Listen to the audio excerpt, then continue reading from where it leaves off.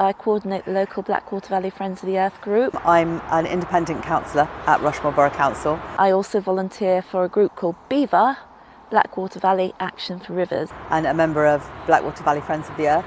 And I'm here today to do some river testing. I come here once a month and have a look at the site, take a photo and test the water for phosphates and nitrates. Any member of this group, any volunteer in this group is very distressed about the quality of our water and the damage it's causing to nature in the area. And so we've got 20 volunteers working on the Blackwater Valley River system, which includes the River Blackwater, the River Hart, the River Whitewater and Cove Brook. And we're all testing for the same things and looking for patterns in data. And when we've got these patterns, say if we go upstream and we've got less nitrate and less phosphate in the water, something is happening between there and here. So this is what we're trying to find out. It's a citizen science project. It's part of a global group called Earth Watch. Blackwater Valley Friends of the Earth have given some money. We gave £1,000 towards the costs of buying these kits and that sort of thing, but I think some other funding has come from somewhere else. It's citizen science. We haven't even got the scientists, you haven't got the water testers employed by the River Board doing regular titrations to test the quality of the water anymore. So it's people like me with our little kits that are doing our best. So actually doing something positive that can make a difference, like citizen science. When I go down to Devon to see my mum, there are citizen scientists down there doing different things on the beach, because Surfers Against Sewage are very active in Cornwall, and they're doing testing of our seawater to see, even if I decide I want to go for a swim in the sea pool at Bude, I have to check with Surfers Against Sewage to see if it's clean enough for me to be able to swim that day. The reason our waterways are in such bad state is that the money that should have been invested in them has gone to shareholders. And the companies like Thames Water have enabled this to happen. And chief executives have earned masses of money. Like this river is not of a quality to actually sustain much life in places. Our nature hasn't been invested in, including our rivers. And this corporate model that prioritises profit over people has got bigger and bigger and bigger. And anything that was in place to protect and monitor our rivers has got smaller and smaller and smaller and not invested in, that we've achieved this imbalance. They will say that they're more concerned about earning a living and being able to feed their family and just cope with, pay their mortgage or their rent. But they are also concerned, all of them are concerned about the state of nature, about the loss of biodiversity, about the pollution of our water. I think it's something that virtually everyone is very concerned about and angry about. Everyday people now are realising, and they feel really, really badly treated. They've never been treated like this ever in their lives before. And I think what we'll try to do is publicise our results, try and get more people to join our citizen science project, but also make people aware. And if that means going out into the shopping centres and the town centres, or doing leaflets, doing online campaigns to make people aware, then we will, because all of that puts pressure on the government to better fund the Environment Agency so they can actually do their job. Blackwater Valley Friends of the Earth, we have got several campaigns, one against the expansion of the airfield, one towards people and planet, like the rich and powerful abusing the planet at the cost of all other individuals, but especially minority groups. And so we're after addressing some of the inequalities at a local and global level, so we have a fairer world that can function.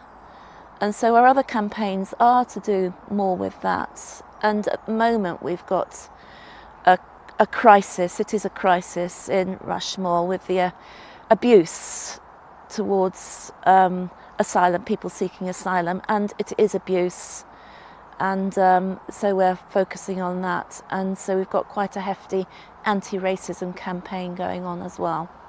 And that's all to do with equality and minorities, and also inequalities within our system, within Rushmore. But the minorities are the people that bear the brunt of this inequality. We're all fed so much misinformation and disinformation that's purposefully fed to us. You know, things like all of the asylum seekers are fighting age single men who throw their passports away as they come across the channel, and then are given 5-star luxury hotel rooms and lots of benefits and great treatments by the NHS, which is all free.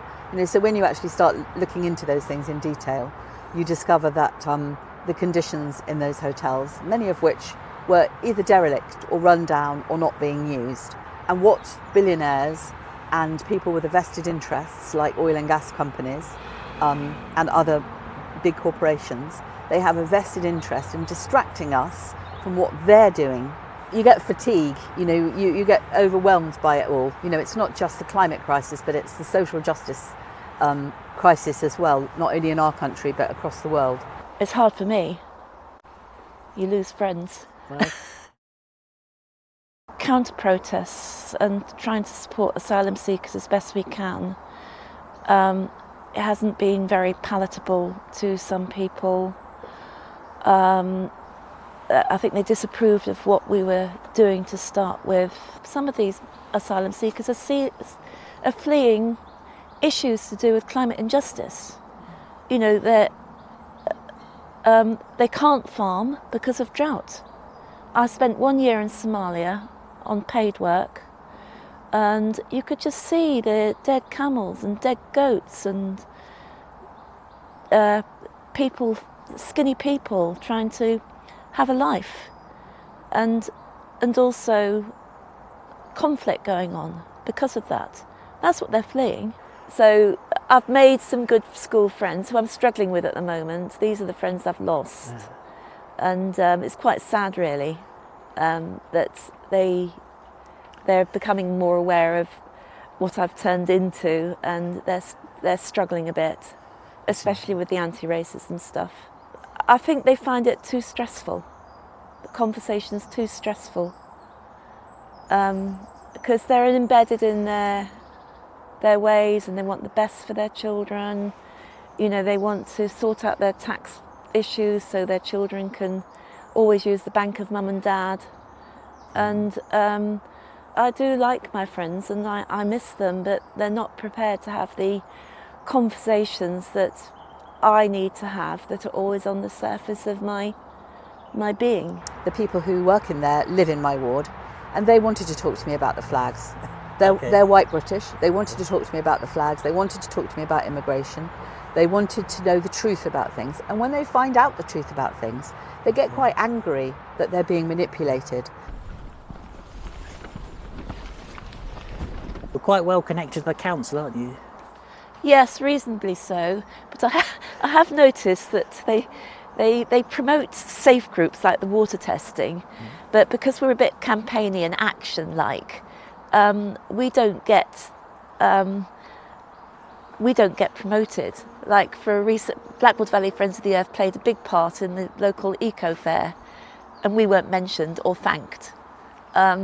It's noticeable how the water campaign is a safe campaign that councillors and MPs can get behind, but as soon as you start campaigning about global injustice or the plight of the asylum seekers at the local hotel and the abuse they actually get, those campaigns, they kind of avoid us a little bit. But the thing is, I think they know I'm a decent person, so it's a bit difficult for them. This suits me down to the earth, but it is beginning to change. Friends of the Earth are now more recognised for the work they're doing on tackling inequality and addressing social issues, because unless you get society sorted out, we can't get the climate sorted out. And so anything Friends of the Earth does is always an environmental campaign. If our air is polluted, the poorest people, the people who have the least, are affected the first. With the least access to healthcare, they're affected first. So although we may not have time to think about, poor people in our society may not have time to think about climate change, they don't realise how much it's affecting them every day. I think it's partly to do with wanting to make change and positive change. People are still clinging on to what difference does it make if we do this when India and China are doing that. So it takes quite a lot of time and people that people trust telling them this information for them to realise that what is going on in China affects us and what's going on here affects them. Getting people engaged, helping to improve our environment locally, helps to put those positive, accurate messages across. This is a project that everybody can get behind, and our funding came from the ladies golf team. So they'd be on it. They'd be happy that £1,000 was used for this. Every single person that's doing something is a hero or a heroine, and they should be applauded and encouraged.